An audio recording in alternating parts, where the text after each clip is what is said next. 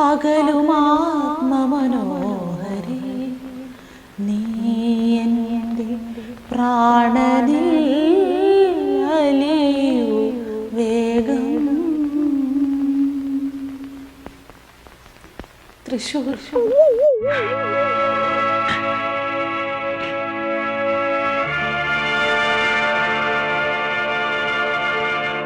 K മുരളീധരനെ തൃശൂർ മണ്ഡലത്തിലേക്ക് മാറ്റി കോൺഗ്രസിന്റെ സർപ്രൈസ് സ്ഥാനാർത്ഥി പട്ടിക. പരിതാപനാ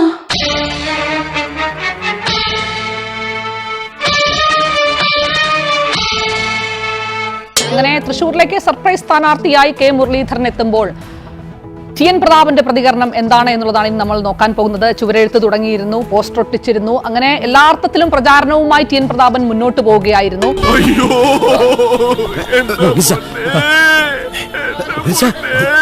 10 വോട്ട് കിട്ടാൻ പതുങ്ങിക്കരഞ്ഞും പദം പറഞ്ഞും പട്ടാപ്പകലും പാതിരാത്രിയും നെട്ടോട്ടമോടി പകൽക്കിനാവും നെയ്തിരിക്കുന്ന പാവം പരിതാപത്തിന്റെ പതറിയ പൂമുഖം കാണുവാൻ ഞങ്ങൾക്ക് ത്രാണിയില്ല. ഒന്നാമത് അങ്ങനെ ഒരു തീരുമാനം പെട്ടെന്ന് ഉണ്ടായിട്ടില്ല. ഇന്ന് രാവിലെ 10 മണിക്ക് AICCയുടെ സ്ക്രീനിങ് കമ്മിറ്റിയുടെ അന്തിമമായ യോഗം ചേരും. അതിനുശേഷമാണ് AICC സ്ഥാനാർത്ഥികളെ പ്രഖ്യാപിക്കുക. കിട്ടില്ലെന്ന് കണ്ടറിഞ്ഞിട്ടും കണ്ണിൽ നോക്കി പറയുന്നത് കേട്ടറിയാൻ പിന്നെയും കാത്തിരിക്കുന്നത് കണ്ടോ? വശമുക്കി തേച്ച വെള്ളക്കുപ്പായ എവിടെണ്ണ? എന്ത് തീരുമാനം പാർട്ടി എടുത്താലും ആ എടുക്കുന്നത് സമ്പൂർണമായ എൻ്റെ സംതൃപ്തിയും സമ്മതവും എൻ്റെ ഇഷ്ടത്തോടും കൂടിയാണ് തീരുമാനം എടുക്കുക. കണ്ണീര് തുടച്ചിട്ട് കുറച്ചുകൂടി വിശ്വസിക്കാൻ തോന്നുന്നല്ലേ? വിഷമം വരണ പോലെ, പക്ഷെ വിഷമിക്കൂല.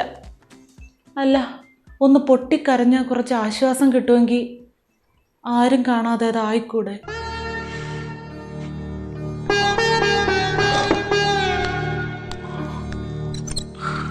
യാതൊരു സംശയം വേണ്ട. തൃശ്ശൂരിൽ BJP 3-ാം സ്ഥാനത്ത്. ആ 3-ാം സ്ഥാനത്ത് കഴിഞ്ഞ തവണത്തേക്കാൾ താഴേക്ക് വളരെ താഴേക്ക് പോകും. ഓരോ ദിവസം ചിലതോറും ഗ്രാഫ് താഴോട്ട് പോവാണ്. ചിലരുടെ ജാതകത്തിൽ ചിലതൊക്കെ എഴുതി വെച്ചിട്ടുണ്ടാകുമല്ലോ. അണ്ണന്റെ ജാതകം ഏതായാലും മനസ്സിരുത്തി ഒന്നുകൂടെ വായിച്ചു നോക്ക്. 2024 മാനനഷ്ടം, സ്ഥാനനഷ്ടം, സ്വപ്നനഷ്ടം എന്നിവയ്ക്കൊപ്പം തൊലിക്കട്ടി കൂടൽ, കൂട്ടത്തി ചവിട്ടൽ തുടങ്ങിയ സാഹചര്യ പ്രേരിതമായ നയങ്ങളും വന്നു ചേരാൻ യോഗമുണ്ടാകും. എൻ്റെ ജീവൻ എൻ്റെ പാർട്ടിയാണ്. എന്നെ ഈ സ്ഥിതിയിൽ എത്തിച്ചത് എൻ്റെ പാർട്ടിയാണ്. ഈ സ്ഥിതിയിൽ കൊണ്ടെത്തിച്ചു. എന്നെ പോലെ ഒരു നിസ്സാരണക്കാരനായ ഒരാളെ തൃശ്ശൂരിലും കേരളത്തിലും ഇന്ത്യയിലും അറിയപ്പെടുന്ന ഒരു പൊതുപ്രവർത്തകനാക്കി കൊണ്ടുവന്നത്. ഇന്ത്യയിൽ അറിയപ്പെടുന്ന പൊതുപ്രവർത്തകൻ എന്ന അസൂയക്കാര് പറയാത്തത് കൊണ്ട് അണ്ണൻ സ്വയം അങ്ങനെ പറഞ്ഞ് ആശ്വസിക്കലാണ് പതിവ്. എവിടെയോ എന്തോ ഒരു തകരാറ് പോലെ. കോൺഗ്രസ് ആണ് എൻ്റെ ജീവൻ, കോൺഗ്രസ് ആണ് എൻ്റെ ജീവാത്മാവും പരമാത്മാവും. ആത്മാവിൻ പുസ്തകത്താളിൽ ഒരു മയിൽ പീലി പിടഞ്ഞു.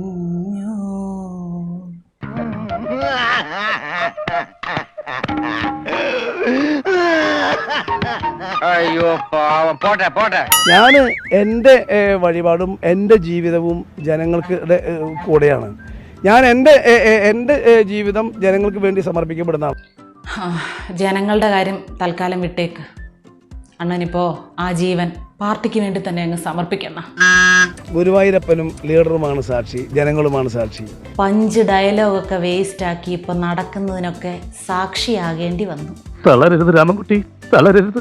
തൃശൂരിലേക്കുള്ള കെ മുരളീധരന്റെ മാറ്റത്തിൽ അദ്ദേഹത്തിന് വലിയ അതൃപ്തി ഉണ്ട് എന്നുള്ള വിവരങ്ങളാണ് ഇപ്പോൾ പുറത്തു വരുന്നത്. മാധ്യമങ്ങളെ കാണാൻ പോലും തയ്യാറായിട്ടില്ല. പ്രതികരണങ്ങൾ തേടാൻ മാധ്യമങ്ങൾ രാവിലെ ശ്രമിച്ചിരുന്നു. പക്ഷേ ഇപ്പോൾ പ്രതികരണത്തിനില്ല എന്നാണ് മുരളീധരൻ പറഞ്ഞിരിക്കുന്നത്.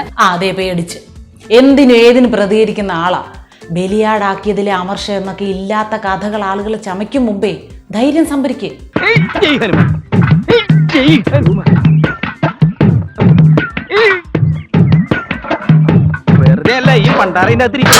രാവിലെ വടകര മണ്ഡലത്തിൽ അദ്ദേഹത്തിന് ചില പരിപാടികളുണ്ടായിരുന്നു. ആ പരിപാടികൾക്ക് പോലും അദ്ദേഹം പോകുന്നില്ലെന്നാണ് സൂചന.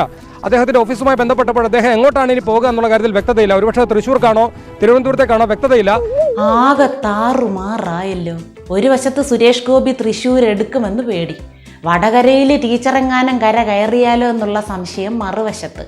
പെങ്ങൾ കൊടുത്ത സർപ്രൈസിന്റെ ഞെട്ടൽ മാറും മുമ്പേ ഈ ഒരു ആഘാതം കൂടി. കഷ്ടം. ഞാൻ അതിന് തന്നാരും വിളിച്ചില്ല. വിളിച്ചു തന്നെയല്ലേ? എങ്ങനെയാ ആവശ്യത്തെ കാര്യങ്ങൾ ഇടപെടുത്താ? പറഞ്ഞു കൊടുക്കണം എന്നെ പറ്റി. തൃശൂർ സിറ്റിംഗ് MP കൂടിയായ TN പ്രതാപന് പകരം K മുരളീധരൻ എന്നുള്ള ഒരു വലിയൊരു നേതാവിനെയും ഇങ്ങനെയൊരു മാസ് എൻട്രിയായി അവതരിപ്പിക്കുന്നു എന്നുള്ളതാണ് ഏറ്റവും പ്രധാനപ്പെട്ട കാര്യം. പിന്നെ ഓർമ്മിപ്പിക്കല്ലേ, 10 കൊല്ലം കഷ്ടപ്പെട്ട് നാട് വികസിപ്പിച്ചതിൻ്റെ പ്രതിഫലമാണ് ഇപ്പോൾ ഈ കിട്ടിയത്. 18 സിറ്റിംഗ് MP മത്സരിക്കുമ്പോൾ പരിതാപകൻ ആരോടും മത്സരിക്കാതെ പരമാത്മാവിൽ ലയിച്ചിരിക്കും. അടിച്ച 3.5 ലക്ഷം പോസ്റ്റർ ആക്രിക്ക് കൊടുത്ത് ആ കാശും വേണമെങ്കിൽ ഇലക്ഷൻ ഫണ്ടിലേക്ക് അണ്ണൻ സംഭാവന ചെയ്യും. അണ്ണാ, ഞങ്ങൾക്ക് ഇത്തിരി ഉപദേശം കൂടി തരാമോ പൊതുസേവക? സന്ദർഭമാണ് രാഷ്ട്രീയ പ്രവർത്തകന്റെ ഏറ്റവും ബുദ്ധിപരമായ തീരുമാനം. സന്ദർഭത്തിനനുസരിച്ച് തീരുമാനം എടുക്കുക, ടൈമിലി ആക്ട് ചെയ്യുക. പിന്നെ എതിരാളികളെ അടിക്കാൻ വേണ്ടി കിട്ടുന്ന വടി ഏതാണെന്ന് നോക്കുക, നല്ല വടി കൊണ്ട് അടിക്കുക, മോതിര കൈ കൊണ്ട് അടിക്കുക. ചുരുക്കി പറഞ്ഞാൽ സാഹചര്യം കണ്ട പോലെ നിൽക്കണം. പച്ച മലയാളത്തിൽ പറഞ്ഞാൽ കാറ്റുള്ളപ്പോൾ തൂറ്റണം. എക്സ്പോർട്ട് ചെയ്യാനെന്നും പറഞ്ഞുണ്ടാക്കിയ പൊറോട്ടയും പപ്പടവും ചാക്ക് കണക്കിനാ കെട്ടിക്കിടക്കുന്നു. ഈ പോക്ക് പോയാൽ ഇനിയുള്ള കാലം ആ പൊറോട്ടയും പപ്പടവും തിന്ന് ജീവിക്കേണ്ടി വരും.